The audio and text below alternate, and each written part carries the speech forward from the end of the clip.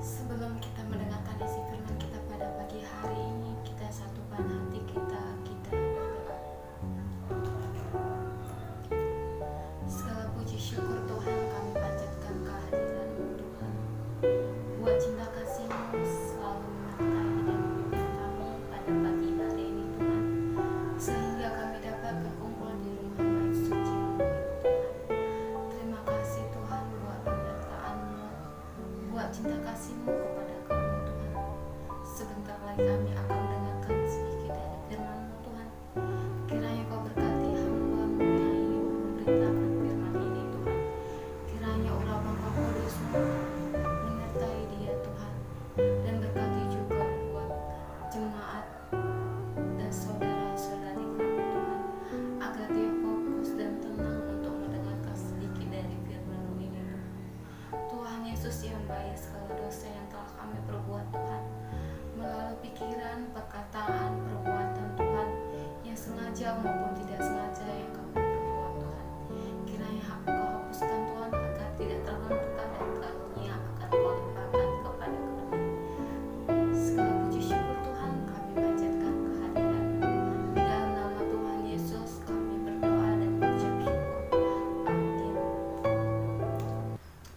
Shalom saudari-saudara yang terkasih di dalam nama Tuhan Yesus. Atas penyertaan Tuhan pada pagi hari ini, kita bisa berkumpul di rumah Tuhan ini untuk mendengarkan sedikit firman-Nya. Sebelum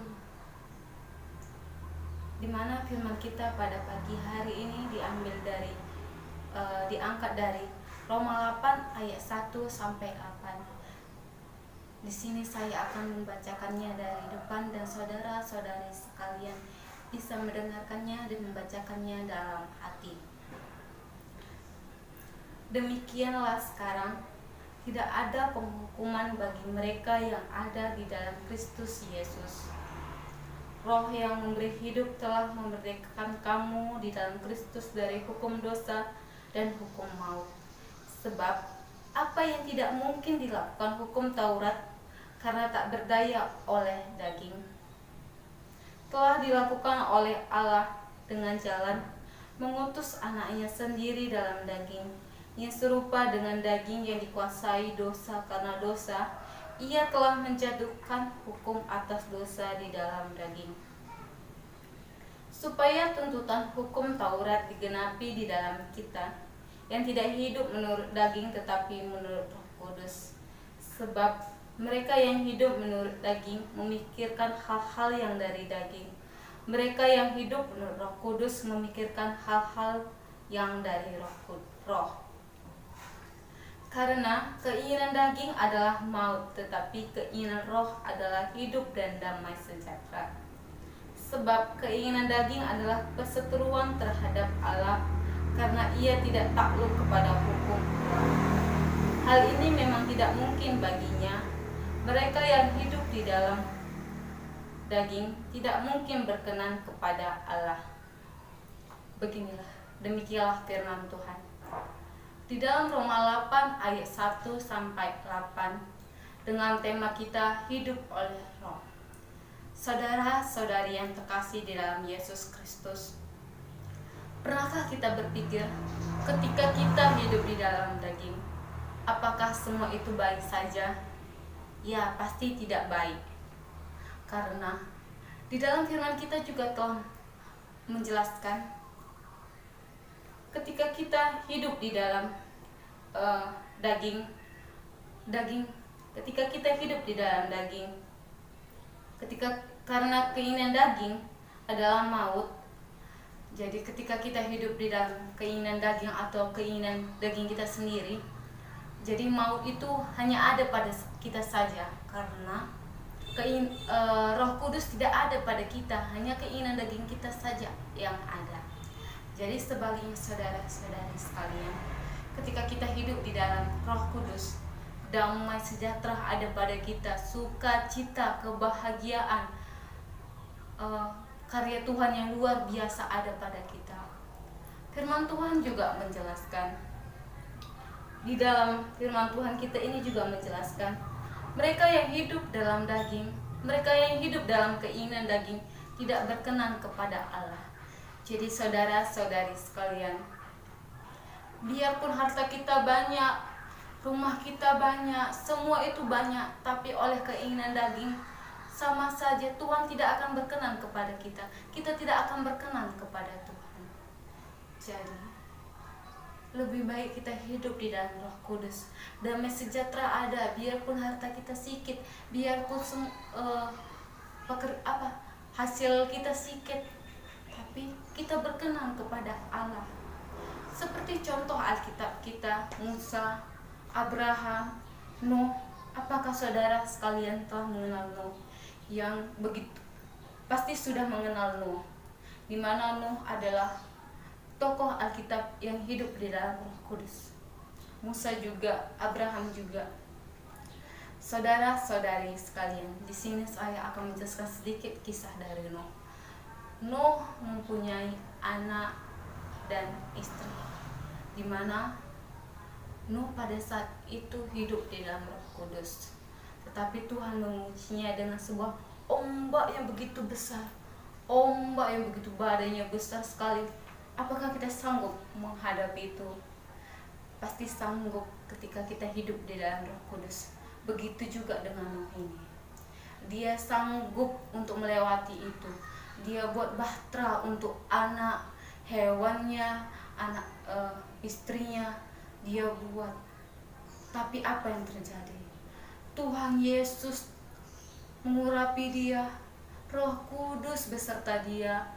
Dia bisa melewati ombak yang begitu besar, ombak yang begitu manusia tidak bisa menghadapinya sendiri. Manusia tidak bisa melewatinya ketika Roh Kudus itu tidak ada. Jadi saudara-saudari sekalian yang terkasih di dalam Tuhan, Roh Kudus juga telah memerdekakan kita dari maut dan dosa. Karena Allah telah mengutus anaknya untuk menebus siapa? Pasti kita, saya, semua saudara ini telah ditebus oleh Yesus untuk menebus dosa kita, untuk menebus perbuatan yang tidak baik, perbuatan yang hanya kita lakukan oleh keinginan daging kita saja. Jadi saudara-saudari sekalian, firman kita pada hari ini kita diajarkan untuk hidup di dalam Roh Kudus. Karena hidup di dalam Roh Kudus itu damai Tuhan bersama kita. Kita berkenan kepada Allah. Seperti contoh Alkitab yang tidak hidup di dalam Roh Kudus. Apakah saudari-saudara sekalian telah mengenal Kain dan Habel, orang tua dari Adam dan Hawa? Pasti saudara-saudari sekalian telah mengenalnya. Karena Kain dan Abel adalah saudara, di mana mereka yang satu berternak, yang satu hanya bertani yang menghasilkan buah-buahan, sayur-sayuran. Pada suatu ketika hari, Habel mempersembahkan dombanya, dan Kain, apa yang dia persembahkannya? Pasti hasil pertaniannya, seperti sayur-sayuran, buah-buahan, seperti itu yang dipersembahkannya kepada Allah. Apa yang terjadi pada saat itu? Karena irinya, karena keinginan dagingnya si Kain dengan adiknya si Habel, mereka jadi berantem atau berkelahi. Itulah yang tidak bisa kita tirukan atau tidak patut untuk kita jadikan. Karena keinginan daging kita, kemauan keinginan daging kita saja, apa yang kita perbuat orang pasti nggak suka, orang pasti tidak mau lihatnya gitu. Apalagi Tuhan Yesus sendiri telah berkata, hiduplah di dalam Roh Kudus. Karena ketika hidup di dalam Roh Kudus, semua itu akan baik. Jadi buat saudara sekalian pada hari ini, tidak ada kata untuk terlambat hidup di dalam Roh Kudus. Karena Tuhan tidak membatasi kapan waktu kita untuk hidup di dalam Roh Tuhan, kapan waktu kita untuk hidup di dalam daging.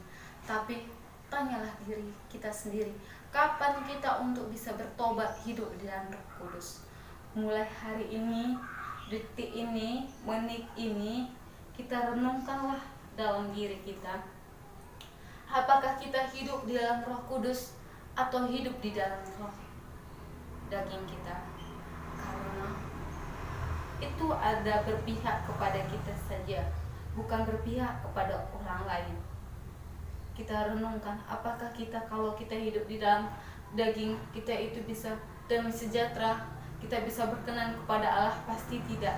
Karena firman Allah juga telah menjelaskan atau berkata, ketika kita hidup di dalam daging, maut ada. Ketika kita hidup di dalam daging, kita tidak berkenan kepada Allah. Jadi mulai hari ini, mari kita renungkan, kita akan hidup di dalam Roh Kudus. Mari kita berkata, hidup di dalam Roh Kudus, aku berkenan kepada Allah. Hidup di dalam Roh Kudus, aku telah memerdekakan, dan Yesus telah menebus dosaku, dan aku hidup di dalam Allah.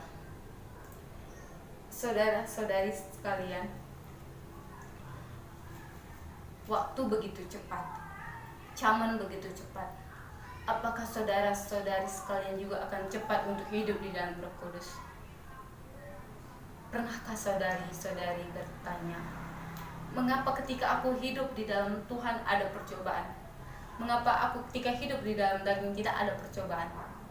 Pernahkah saudari merasakan?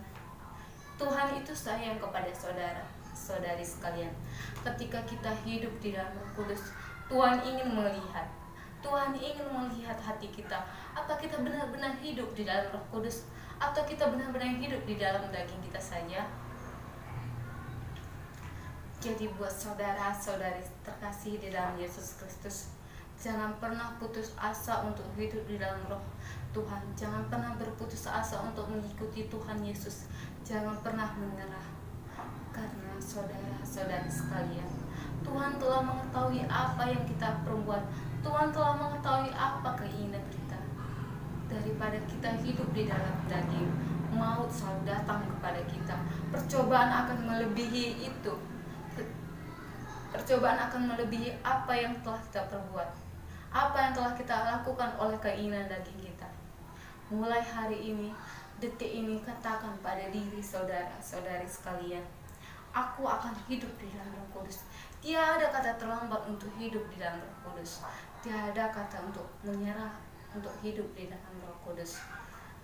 Jadi pengajaran atau pesan yang bisa kita ambil di pagi hari ini dengan Roma 8 ayat 1 sampai 8, dengan hidup oleh Roh ini, kita diajarkan untuk selalu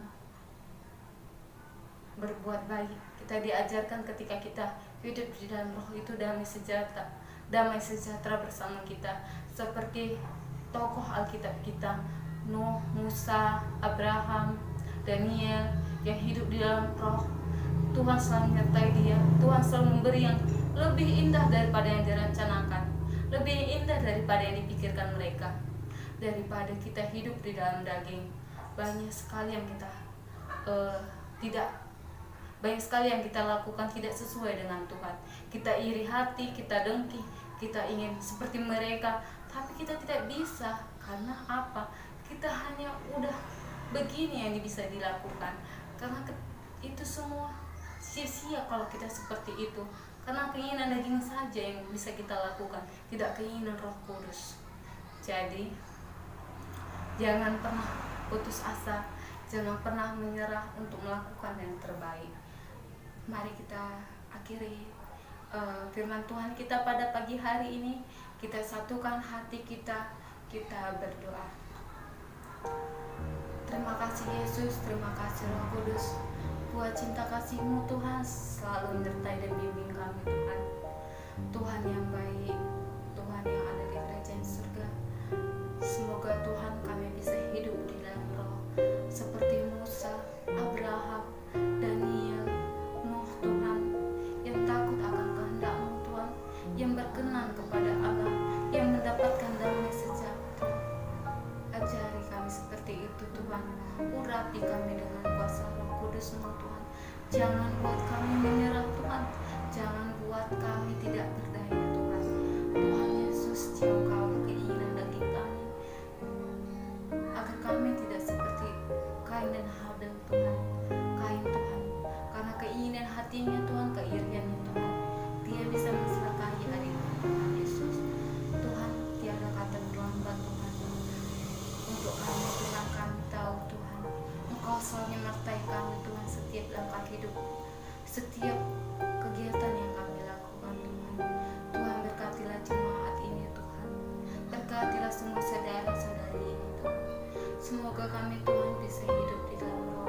Semoga kami bisa berkenan kepada Allah saja Tuhan. Tuhan yang baik, Tuhan yang ada di kerajaan surga. Terima kasih buat pagi hari ini Tuhan. Kami telah mendengarkan firman ini. Kiranya firman-Mu ini Tuhan bisa kami teladani, bisa kami ikuti dengan baik Tuhan. Di dalam nama Tuhan Yesus kami berdoa dan mengucap syukur.